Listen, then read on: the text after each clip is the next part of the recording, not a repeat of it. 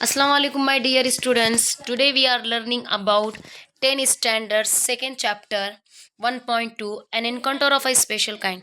Students, आज हम अपने लेक्चरर में 10वीं क्लास का सेकेंड जो लेसन है, जो सबक है an encounter of special kind, उसको पढ़ना है।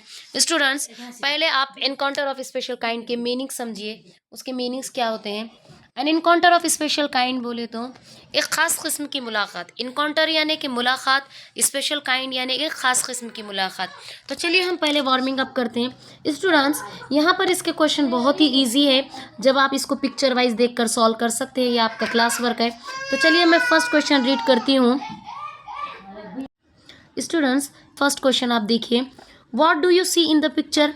आप ये पिक्चर में क्या देख रहे हैं। What do you think the girl is trying to do and why. और आपको इस पिक्चर से देखकर अंदाज़ा लग चुका है कि गर्ल्स क्या कर रही है। If you were in the place of that girl, आप अगर उस लड़की के जगह पर होते तो आप क्या करते।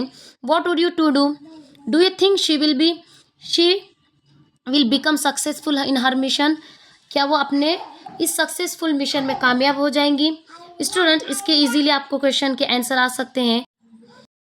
Match the appropriate heading with the images. Students, यहाँ पर कुछ 4 इमेजेस बताए हुए हैं और यहाँ पर 4 क्वेश्चन दिए हुए हैं। अकॉर्डिंगली हमको यहाँ पर इसके नंबर्स देना है, यानी कि अल्फ़ाबेट बताना है। तो फर्स्ट क्वेश्चन मैं रीड कर रही हूँ। आवर लग्जरीज बंगलो, तो यहाँ पर ये बंगलो के हिसाब से सी आएगा। माई फेवरेट पास टाइम, तो हम इस पे ए वाला लिखेंगे। व्हाट अ कमोशंस, स्टूडेंट्स हम यहाँ पर डी देंगे इसका। इनग्रॉस्ड इन माई बुक्स, तो स्टूडेंट्स हमने यहाँ पर 4 क्वेश्चन का आंसर बी लिखा हुआ है। तो चलिए स्टूडेंट्स, इसका हमारा वार्मिंग अप हो गया। अब हम लेसन देखेंगे। फर्स्ट पैसेज देखिए स्टूडेंट्स, पहला पैसेज देखते हैं।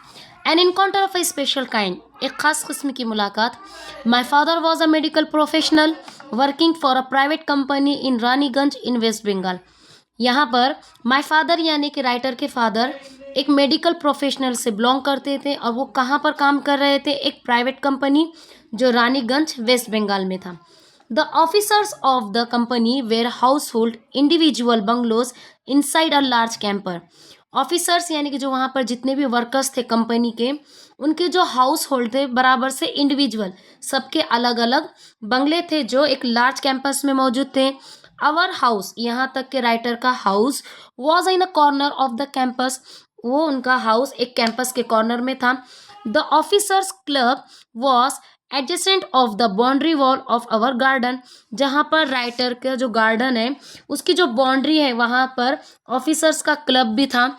The compound was luxuries with green grass, colourful flower and host of tall and majestic tree, जहाँ पर बहुत ज़्यादा कंपाउंड में लग्जरीज ग्रीन ग्रास मौजूद थे, अलग अलग तरह के फ्लावर मौजूद थे और बहुत ज़्यादा मैजेस्टिक ट्री मौजूद थे।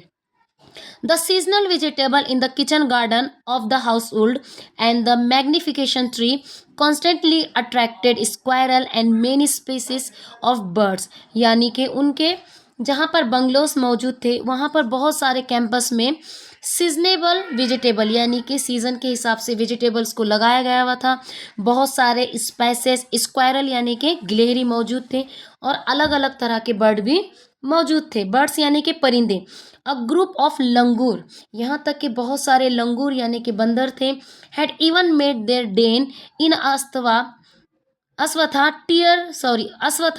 नियर बाय ट्री, यानी कि जो लंगूर थे वहाँ पर नियर बाय ट्री यानी कि स्टूडेंट्स देखिए, जहाँ पर बहुत सारे लंगूर थे और वो लंगूर अश्वत्था ट्री नियर बाय यानी कि बहुत बड़ा एक दरख्त था पीपल का, वहाँ पर लंगूर मौजूद थे। यानी स्टूडेंट्स, स्क्वायरल के मीनिंग होते हैं गिलहरी की, यहाँ तक कि वहाँ पर बहुत सारे स्क्वायरल थे जो राइटर को बहुत ज़्यादा अट्रैक्ट कर रहे थे। They had all become a part of parcel of our existence and daily life, जो राइटर के लाइफ का एक अहम पार्ट बन चुका था, एक अहम हिस्सा बन चुका था। अ स्मॉल इंसिडेंट, एक छोटा सा इंसिडेंट वहाँ पर हो जाता है। ऑन अ सैटरडे आफ्टरनून, जो सैटरडे के आफ्टरनून यानी कि दोपहर में, left a profound effect on me and unfolded before my eyes, जो अभी तक वो उस जो इंसिडेंट हो गया राइटर का जिसको उन्होंने अभी तक भूले हुए नहीं है। A whole new dimension to the wonders of God's creation, यानी कि ये एक तरह का मतलब सेंटेंस इस्तेमाल किया हुआ है जो गॉड क्रिएशन मीन्स यानी कि जो खुदा ने क्रिएशन करा हुआ है अलग अलग तरह का, जहां पर उन्होंने अपने होल डायमेंशन को प्रेजेंट करा हुआ है। It was a few days into the Puja vacation, कुछ दिन पहले पूजा वैकेशन यानी कि जहां पर उनका पूजा हो चुकी थी। Just like for any other child, जो कि अलग बच्चे की तरह, the holiday provided an opportunity for me to become engrossed यानी कि बहुत ज़्यादा ऑब्जर्व करना in various magazines and the story book publish specially for children in the festive season, यानी कि जो बच्चों को फेस्टिव सीजन में जहाँ पर बहुत सारी किताबें जो कहानियाँ मौजूद होती, बहुत सारे स्टोरीज मौजूद होती, उसको पब्लिश करा हुआ है और वो ख़ास तौर पे किसके लिए, बच्चों के लिए। अब उसके बाद देखिए, आफ्टर अ हार्टी लंच यानी कि अच्छा सा खाना खाने के बाद, my parents and my younger sister यानी कि राइटर की छोटी सी बहन और उनके parents lay down for afternoon nap, जहाँ पर वो सोने चले जाते। And I settle down with story books, और राइटर सेटल डाउन हो जाते हैं कहानी पढ़ने में। The quite afternoon presented the perfect backdrop for reading and adventure stories, जहाँ पर वो बहुत ज़्यादा मगन होकर एडवेंचर बुक्स पढ़ रहे थे, स्टोरीज यानी कि adventure stories.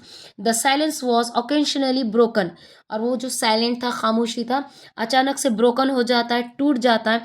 The sound of the family snoring, the intermittent chirping of house sparrow, the harsh caving of a crow, the shrill call of a kite flying high about the ground, यानी कि जैसा कि हम ground में ठहरकर एक kite को flying करते हैं, अबाउ हाई यानी कि जब वो ऊंचाई पर जाता है और जो उसकी आवाज़ आती है, उस तरह की आवाज़ वहाँ पर श्रील हो रही थी। मिनट्स टिक्ड बाय, कुछ मिनट पहले, I become deeply observe in the books, जहाँ पर कुछ मिनट पहले राइटर पूरी तरह से वो किताब में डीपली मगन हो चुके थे। Suddenly I heard a group of street dog, suddenly यानी अचानक से उनको आवाज़ सुनाई देती है स्ट्रीट डॉग्स की, जो बार्किंग कर रहे हैं फ्यूरियसली, फ्यूरियसली यानी कि बहुत ज़्यादा गुस्से में। इन द डिस्टेंस, कुछ फासले पर। आई चूज टू इग्नोर, जहाँ पर उन्होंने चॉइस किया था उसको इग्नोर करना। The commotion thinking that the pack of dog might have corner a helpless pig but soon, लेकिन उसके बाद जो उनका बार्किंग है बहुत ज़्यादा लाउडली हो जाता है। The barking become louder and more aggressive, बहुत ज़्यादा एग्रेसिव कर रहे थे। And alarm the cawing of a flock of crows added to the cacophony. I also hear the disturbance approaching closer, closer यानी कि नज़दीक, और डिस्टर्बेंस यानी कि उनको थोड़ा सा डिस्टर्ब हो रहा था, जबकि वो आवाज़ बहुत ज़्यादा उनके क्लोज आ रही थी। स्टूडेंट्स, यहाँ पर इतने जो पैसेज दिए हुए हैं, इसमें मेंशन करा हुआ है कि राइटर का एक स्पेशल इनकाउंटर किस तरह से हो जाता है, और वो वन बाय वन अलग अलग पैसेज में डिस्क्राइब किया हुआ है। तो स्टूडेंट्स, आपको इस पैसेज में पढ़ने से आपको थोड़ा बहुत तो समझ में आ चुका है कि किस तरह से राइटर ने एक अपना वे जो इनकाउंटर हो गया है उसको कितना ब्यूटीफुली यहाँ पर डिस्क्राइब किया हुआ। इसका जो सेकेंड पार्ट है मैं आपको अगले वीडियो में और इसके आगे का जो सेकंड पार्ट है हम इसके सेकंड वीडियो में देखेंगे। To be continue the second part, please like and subscribe my